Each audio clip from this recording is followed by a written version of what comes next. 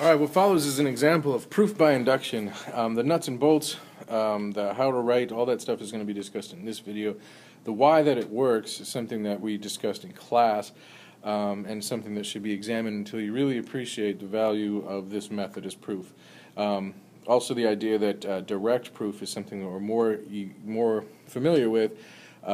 This is an alternative or an end run around the concept of direct proof. So, to begin, we need a proposition. We need something that we're trying to prove. In some cases, the thing that we're supposed to prove is stated very clearly for us. They're saying that, look, if I take this particular series, add them all up to a certain number of terms, n terms, that the sum will be given to us by this formula. It's a cubic polynomial. So that's the thing that I'm trying to prove. So the process of induction begins with an initial statement of truth. We have to verify that the statement's at least true in the beginning. So for n equals 1. Just remember that although that is the simplest part, or almost the simplest part of the proof process, it does require that you examine in two different ways. The first way is with the given information. That is to say, if I add up all of the terms of this series, if there's only one term, then I should get the sum of 3. Now the question is, does this formula also give me a sum of 3 when n equals 1? So I have to verify that both sides are true, both sides of my proposition. And indeed, with no surprise, it is true. So the pattern or the proposition holds true in initially. So that's step 1 of the proof.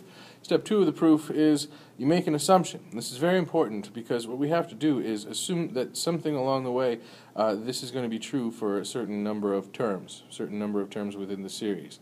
So what we're going to do is we're going to say, all right, let's start with the idea that this happens to be true. If I can prove that this rule is also true for the very next statement, then I've had enough information to prove that this is true for the whole thing. So the very next term in the series is k plus 1, so I want to show or find out what the sum of the series is to the k plus 1 term.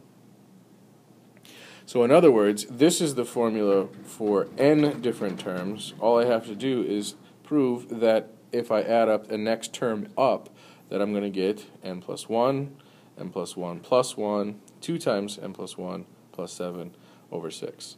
Although n is the general term, I'm saying specifically, just a moment ago, we proved that when n equals k, or we assume that when n equals k, we're going to have truth.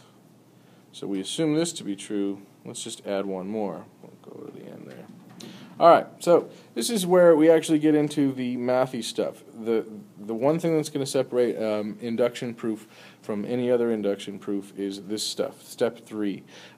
Basically, what we're going to have to do is find some sort of mathematical way to prove that if I add up all the terms in this series, that I'm going to get a statement that looks like this. If I do that, then I've proven what I need to prove.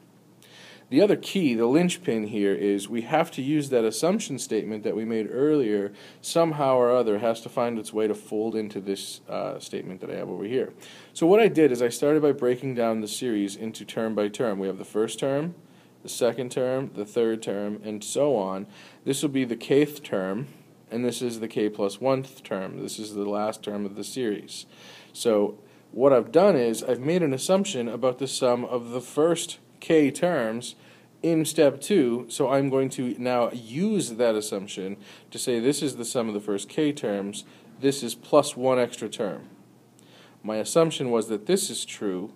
I'm just going to add one more term to something that I already assumed to be true, and what you'll see that follows is just mathematical cosmetics. The first, recognizing there's a k plus 1 and a k plus 1 factor in both cases, so I take out the k plus 1, I get the k, the 2k plus 7 and the 6 left over, I get the k plus 3 left over.